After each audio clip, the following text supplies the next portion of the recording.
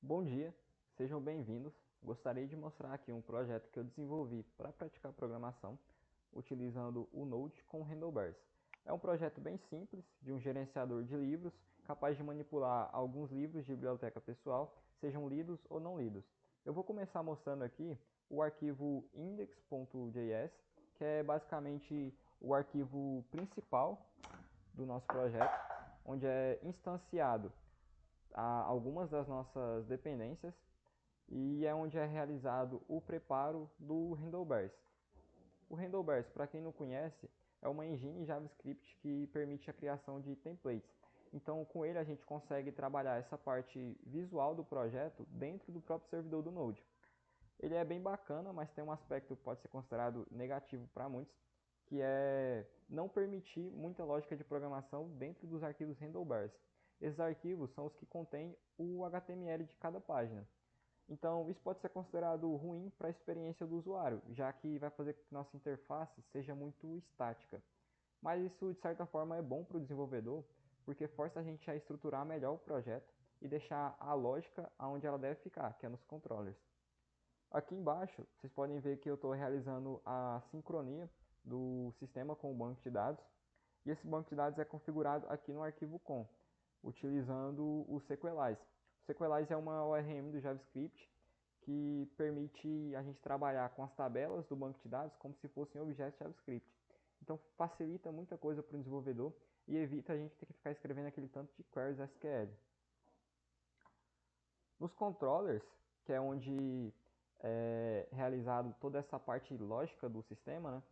Vocês podem reparar uma coisa bem interessante aqui, que é o fato de praticamente quase sempre a gente tem que criar duas funções para cada arquivo handlebars. Não é sempre, mas é quase sempre, dependendo do que for o arquivo.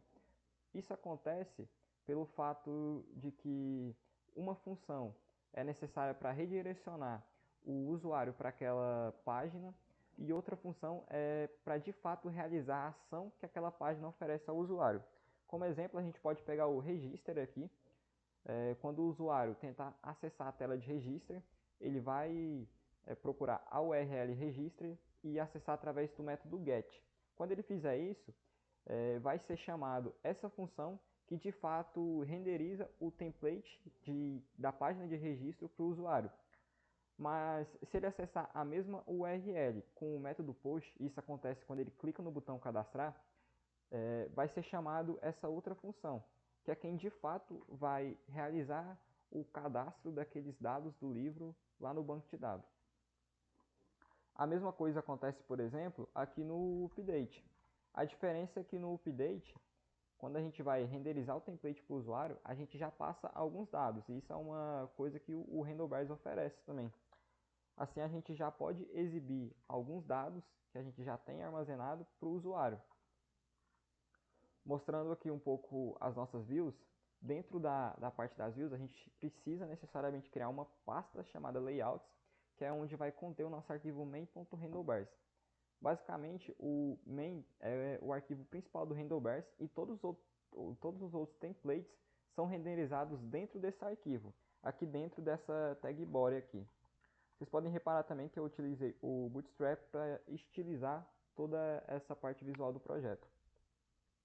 Mostrando já os templates em si, vou começar mostrando aqui, por exemplo, o register, que vocês podem ver que ficou bem básico mesmo. Mas eu queria mostrar também esse list aqui, porque eu disse para vocês que o Handlebars é bem rígido em questão de trabalhar lógica de programação dentro dos arquivos dele, né? Mas ele permite sim algumas coisas, como por exemplo, usar um laço dentro dele para exibir alguma informação diversas vezes, por exemplo. Ele permite também utilizar o if e o else dentro dele, é bem bacana.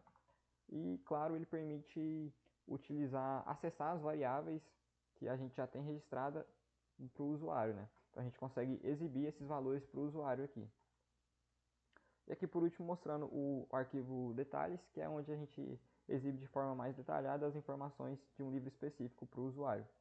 Vou mostrar também o arquivo package.json, que é onde a gente tem listado todas as dependências que foram utilizadas aqui no projeto. E agora, exibindo aí, né, para vocês o resultado final, Vocês podem ver aí a tela de cadastro, como ficou. Então o usuário pode preencher o título, o autor, o gênero, a editora, a resenha, que é o resumo do livro, e marcar se ele foi lido ou não lido. Depois que ele cadastrar, né, ele pode vir aqui em ver livros e vai ser exibido para ele todos os livros que já estão cadastrados no banco de dados. Ele também pode filtrar por livros lidos ou não lidos e acessar os detalhes para ter mais informações sobre aquele livro específico. Se ele quiser, ele pode editar. Vamos mudar aqui o nome do autor. E ao clicar em atualizar, já vai ser renderizado a versão atualizada daquele livro. E se ele decidir, ele também pode excluir o livro. Como vocês podem ver, ele já sumiu aqui. Então é isso. O projeto é bem básico, como eu falei, foi só para praticar a programação. Eu tentei gravar o processo de desenvolvimento desse projeto, mas não deu muito certo. Foram muitas interrupções, era a bateria que acabava, era a memória que ficava cheia, fora alguns barulhos. E acabei desistindo dessa ideia porque estava dando muito trabalho, mas eu cheguei a gravar um pedaço desse desenvolvimento e quando eu terminei de gravar eu fui assistir e aí que eu vi que estava cortando um pedaço da tela, então de todo jeito o que eu tinha gravado já não ia ficar bom. Acabou que eu resolvi só realmente mostrar para vocês o projeto já concluído, que foi isso aqui.